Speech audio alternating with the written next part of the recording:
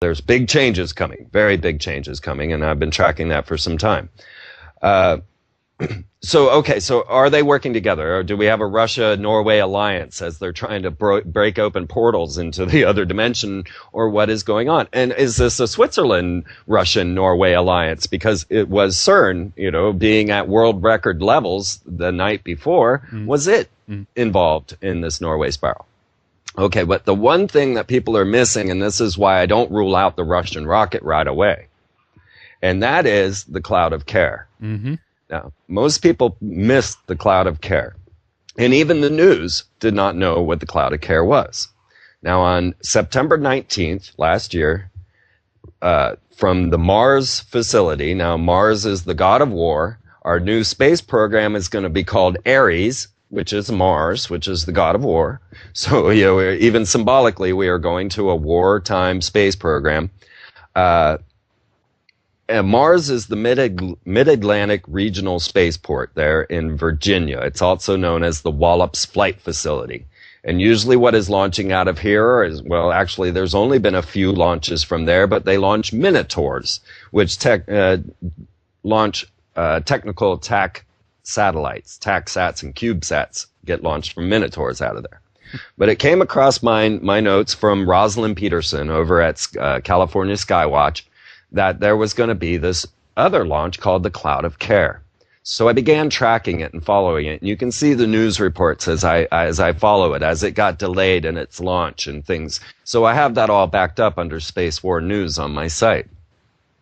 The CARE program was called the Charged Aerosol Release Experiment. And what it was a Black Brant rocket launching up out of Virginia. And what it did was explode an aluminum oxide cloud into the upper atmosphere at about 180 miles. Now, this is right about the level of the magnetosphere. Mm-hmm. And they launched this, and their reasoning for launching and releasing an aluminum oxide cloud up into the upper atmosphere was to determine the amount of incoming particles from rocket launches. Which kind of seems like a catch-22. Let's emit a bunch of rocket particles to see how many rocket particles are coming down, right? But the curious thing is that no one knew about this launch except for those that were, tracking chemtrails, tracking these type of anomalies, and watching as these things erupt.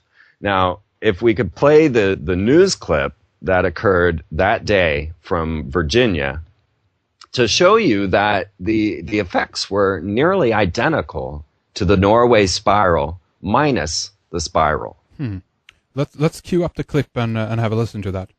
We should have replaced the news music with the X-Files theme. Yes, that would have been very apropos. Because viewers from all over our region called into 69 News tonight reporting a strange sight in the sky. A lot of calls from Allentown and Bethlehem all the way to Berks County. Everyone calling in describing the same thing. So WFMZ's Stephanie Esposito joins us live now in Bethlehem Township with more on the details of that story. Stephanie.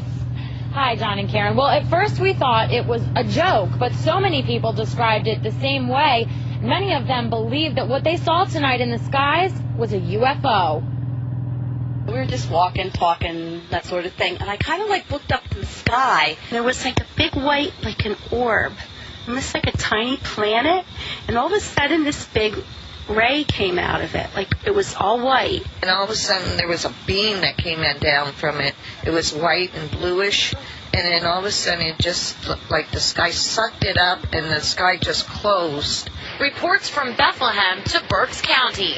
Oh, I keep thinking of the movie E.T. Something unusual took place in the sky tonight. I would never have had time to take a picture of it. It was just so... It disappeared. It disappeared. The sky ate it.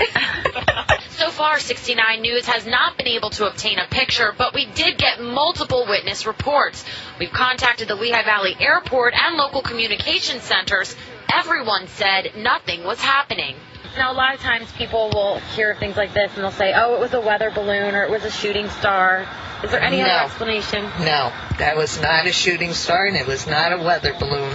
One thing is for sure, tonight people are asking themselves, do I believe? I don't know if I believe in that kind of thing. Now, some people have pointed out that it's a strange coincidence. Today's date is actually 9/19/09, if you want to put any weight on that. But regardless of what people believe, a lot of people are asking themselves tonight, what was that up there? And they really are just saying everyone agrees they've never seen anything like it before. Okay, there we go. So what we can say is that, just as you pointed out, Freeman, is that the people who watched this from the ground, and even some of the news reporters there, went to the UFO story right away. This is UFO because, just as you pointed out, no one seemed to know what was going on there and have any data about this test of care, right, Freeman? Yes, exactly.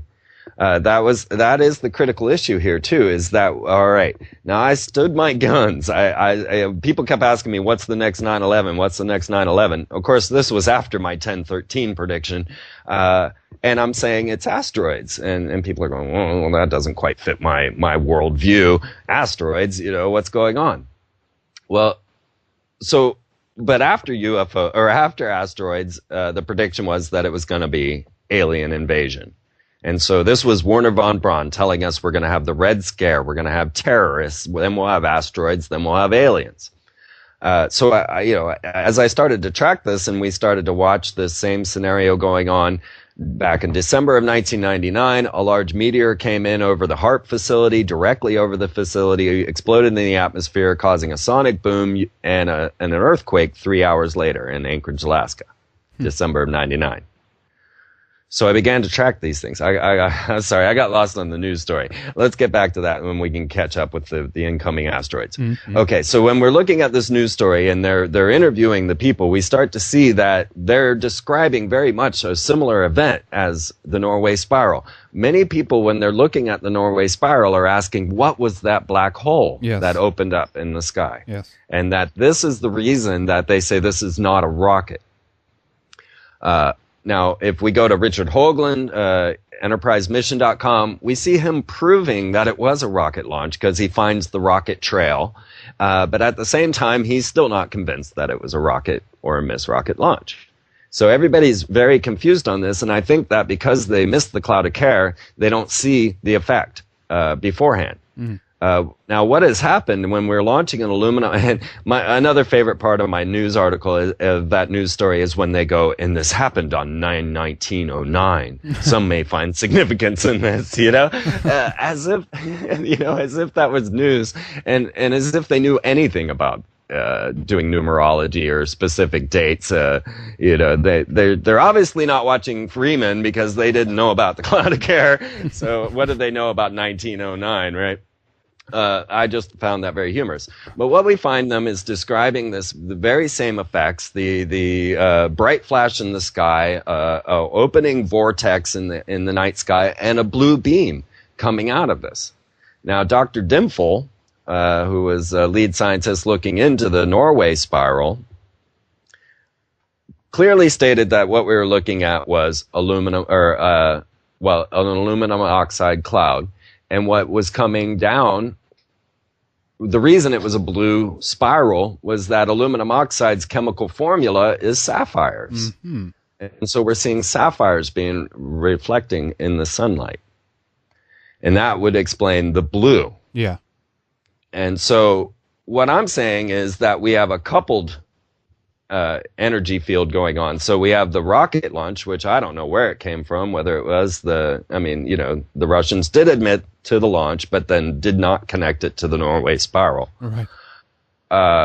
So if we're looking at an aluminum oxide cloud being launched up in the atmosphere and then twisted with the ice cap, because we know that HARP does bullseyes in the sky. You can look at graphs showing the type of spiral pattern that these ultra-low radio frequency waves transmit. But what's going on is the bigger question that none of us seem to be able to answer because we just don't know enough at this time. And what frightens me is that when we're looking at these events and everyone like Hugo Chavez, the Russian military, screaming HARP Haiti, without the knowledge of the other ionospheric heaters. And then same with the Norway spiral, everyone's trying to bring UFO disclosure into this. This was extraterrestrial in some sort without having the knowledge